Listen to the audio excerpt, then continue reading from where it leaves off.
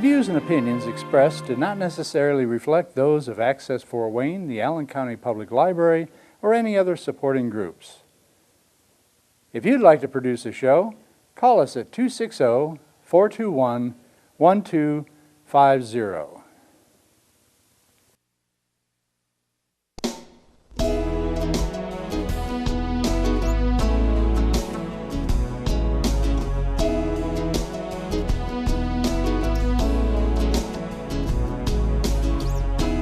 Let me be your lighthouse so I can show you the way. Let me be your shining light, I'll keep you from drifting away. I'm the one that makes you try when... Hello, this is Patty Hunter of Patty's Page. Today on Skype we'll be interviewing Mark Harrington. He is the CEO of Created Equal, which is a pro-life organization.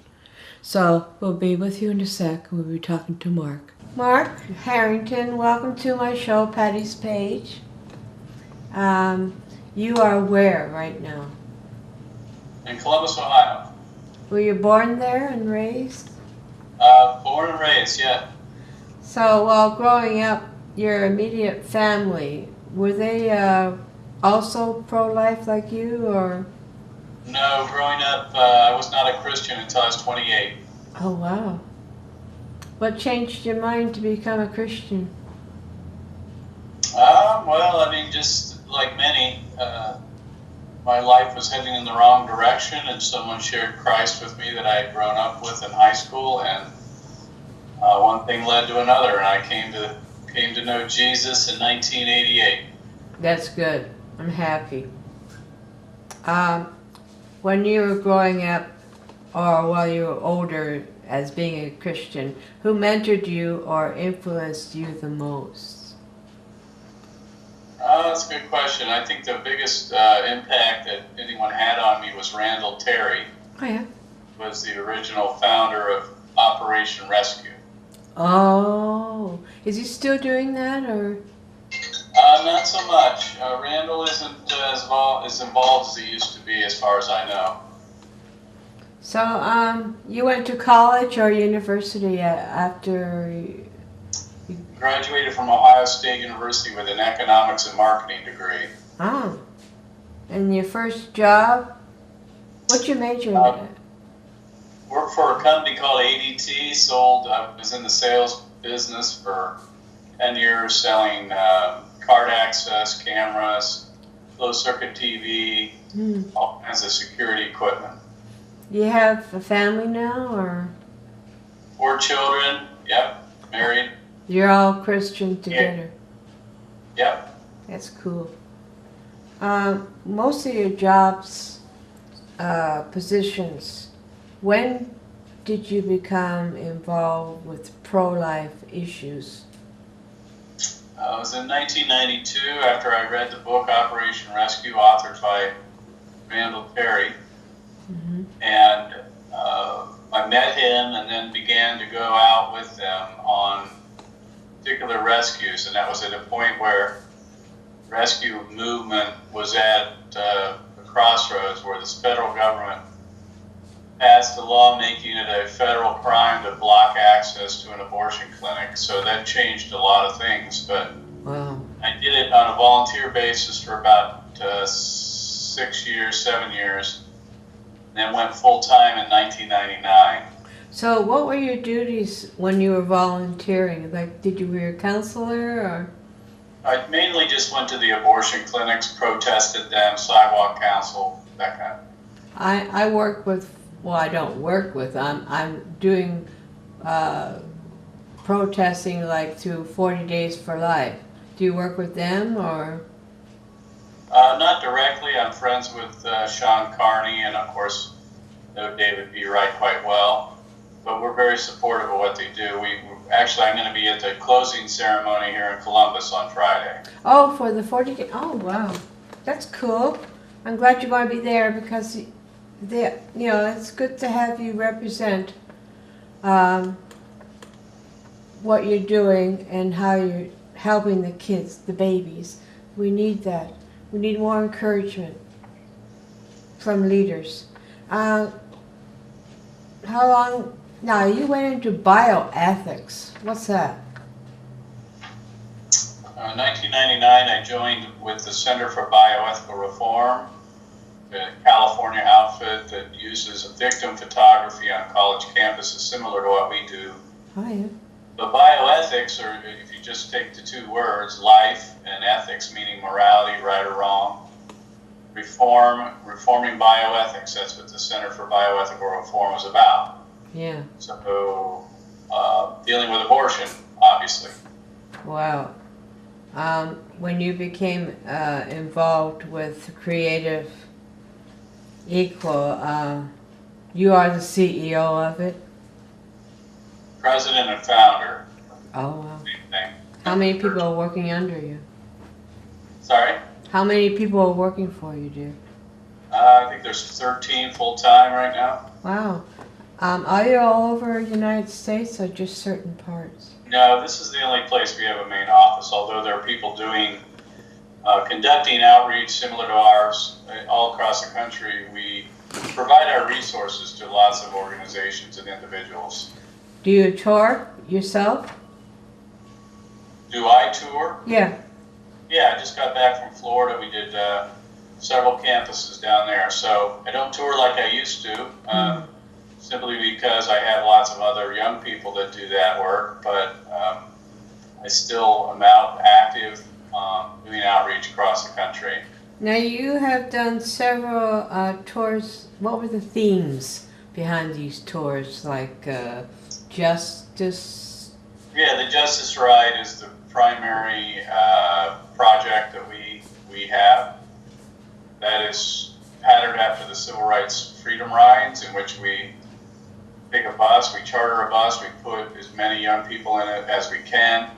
We go on the road for about a week and a half or so, train them and take them out and do outreach on campuses, go to clinics, and visit the sidewalks of high schools. This is our primary project. It trains them both in pro-life apologetics and in how to do effective activism. So what is your mission, Creative Equal's mission to sum it all?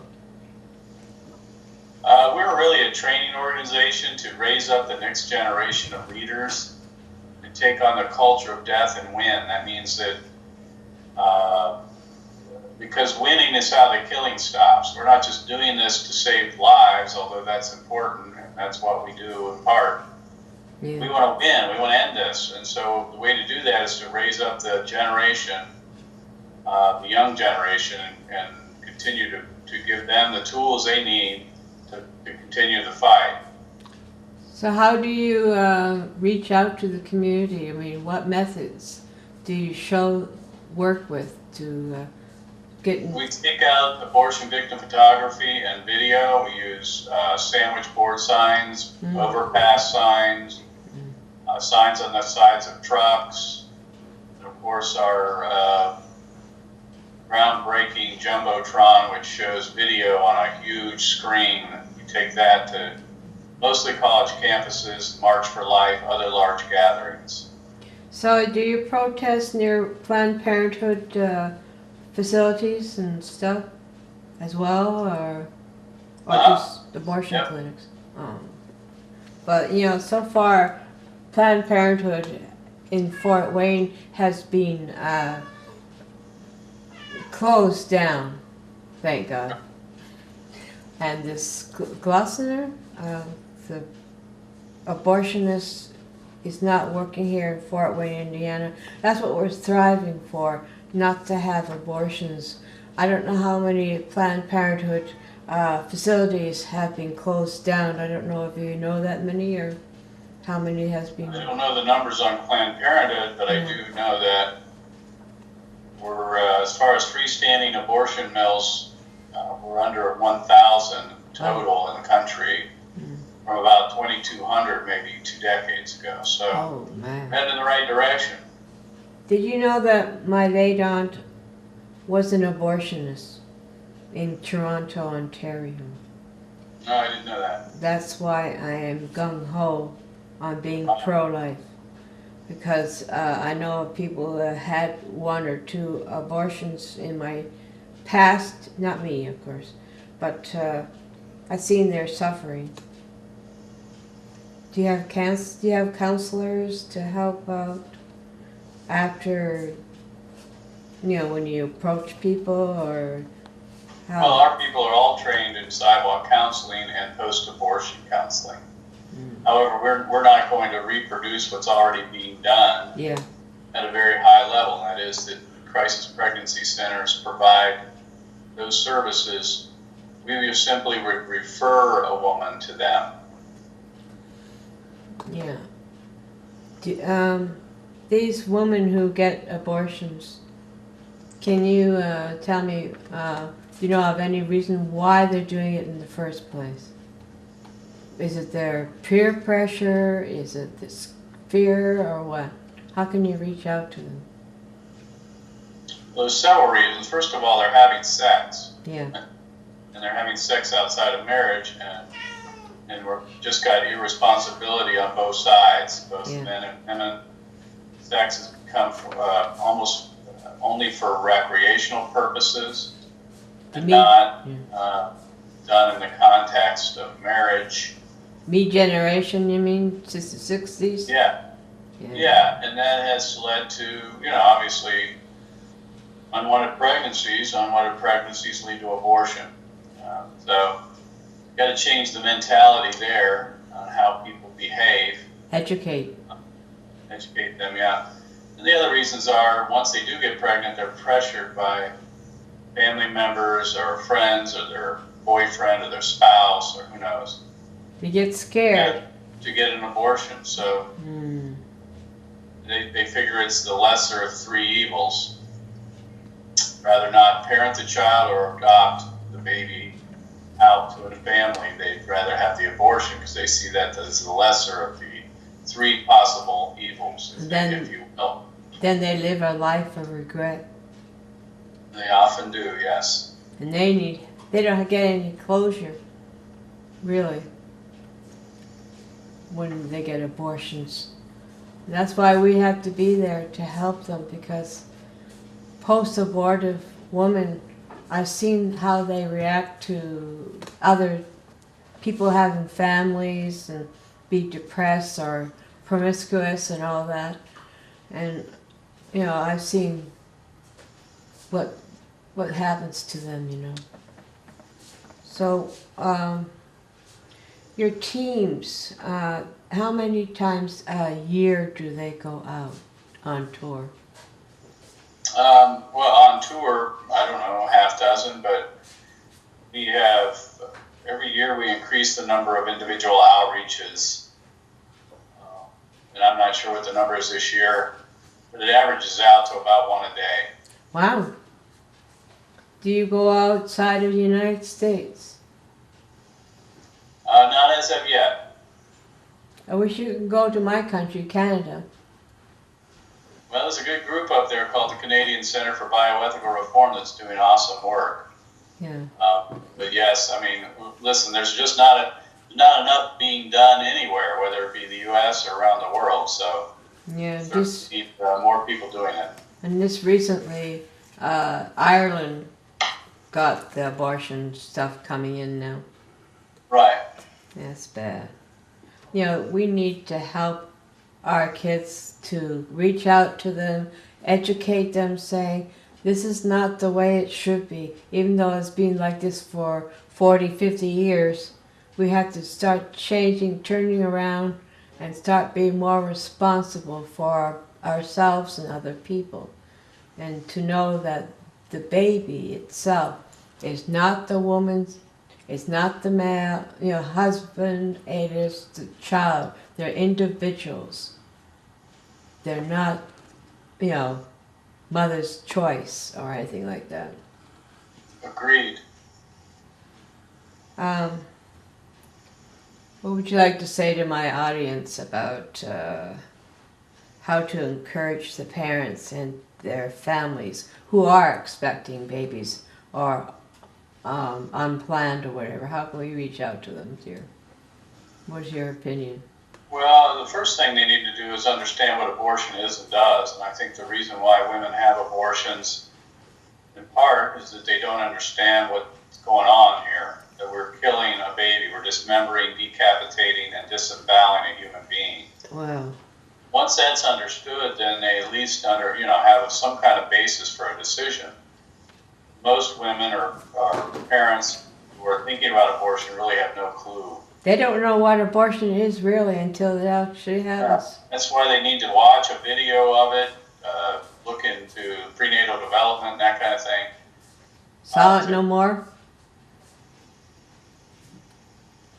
Do you work with Silent No More? Again, as much as possible, they're good friends of ours. Yeah, yeah. You go on radio and TV a lot with these on your mission, or? Quite often. We get all kinds of earned media. We call it earned media, in that local TV and other media, when we're traveling, come out and cover our events. I also am going to be relaunching my radio program in January on several stations in the Midwest here. So, what's it called? Do you know? Of course you know. The show will be called the Mark Harrington Show. Yes. And how long? Creative, eh? Yeah, very original, eh? Question, how long would that be? A half an hour, an hour? Yeah, half hour once a week right now. And you have a lot of guests coming in to chat with you? Well, on occasion, but because it's such a short format, it'll be mostly analysis of events or video or whatever's happening in the pro-life issue. And but on occasion, we will have guests, yeah. And you have Facebook and a website and everything? Of course. Facebook, and then our website's createdequal.org. Some people say that your method is somewhat controversial, but it's different than other pro-life organizations reaching out to the public. What are your views on people being not too sure how you approach the idea of how to stop abortions? Well, abortion's controversial, and if they're going to deal with abortion, then it's going to be controversial no matter what you do. Yes. So I think if they're worried about controversy, then don't deal with the issue altogether. But you deal with it as a right to life chapter or a crisis pregnancy center, the issue is controversial to begin with. Yes. What we do shouldn't be controversial. It's just the truth. It's the facts. It's yes. the video and photographic evidence of the crime, of the killing. And any educator, for that matter, historically would use the similar tactics in educating people. So that's true. Why not use that in the abortion issue? I mean, we need to know the facts, but we also need to understand what's going on visually, because Americans learn visually. Do you go on lectures or just what? Well, as much as possible, but as you can imagine, we're not all that popular on the lecture circuit because of the controversy that's attached to what we do. You know, someday, hopefully, there won't be any more pro-life organizations or ministries, that there'll be no more abortions. I'm striving towards that. How about you? Well, honestly, the truth of the matter is, whether even if we made it illegal again, you would still need organizations to keep it that way. Hi. So they probably are never going to go away, unfortunately, in the near term, for that matter. In the long term, even if we reach our objectives of making it illegal, you still have to have people fighting to keep it that way. That's right, because you never know with the government, when it changes. Right. Exactly. Question: what would you like to say to my audience to encourage them? Well, keep up the fight. I mean, we're seeing progress, across the board. Even though even last night's election was encouraging in that the key Senate races, we won. Yeah. Here in Ohio, we kept the Republican in the state house, Mike DeWine, and there in your state, pro-abortion Senator Donnelly went down. So we've retained our majority, actually increased our majority in the Senate, which means we can continue to put up good judicial nominees for the federal courts.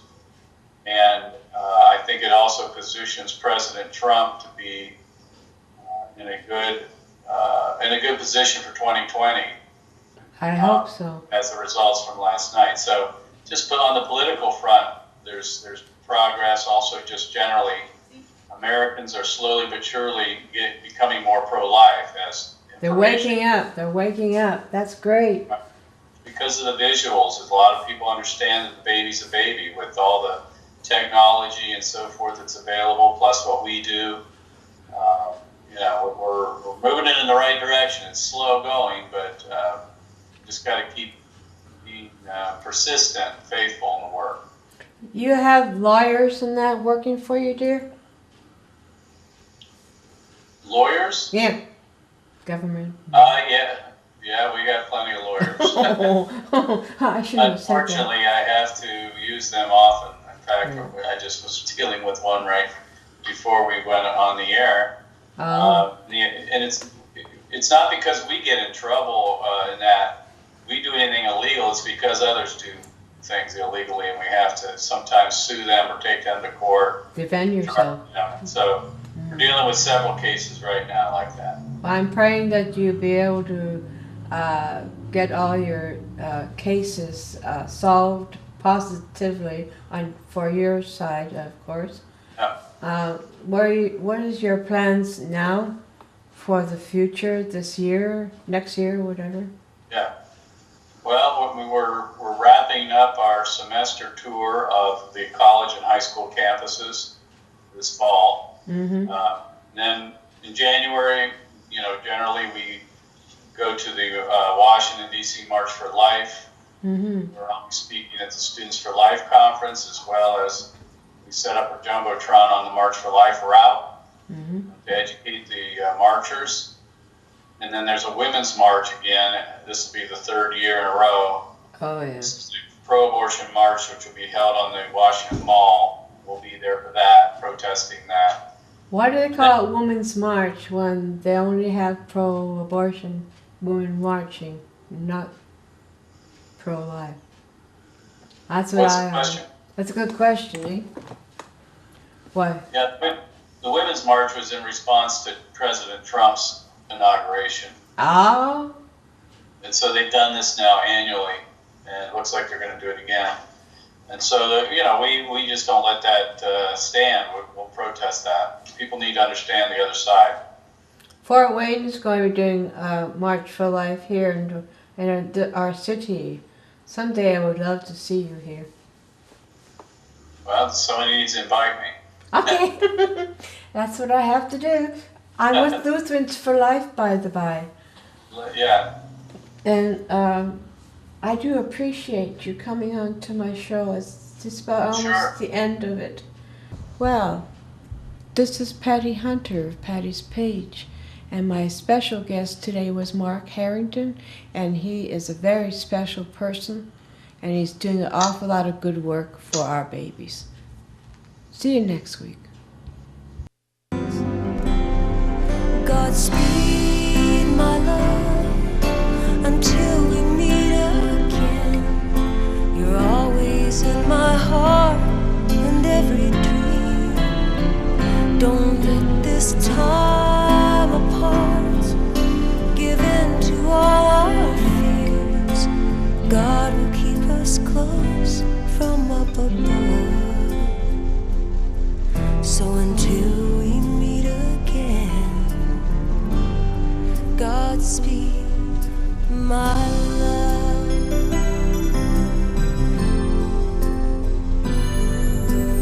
God is with us always for the rest of our lives.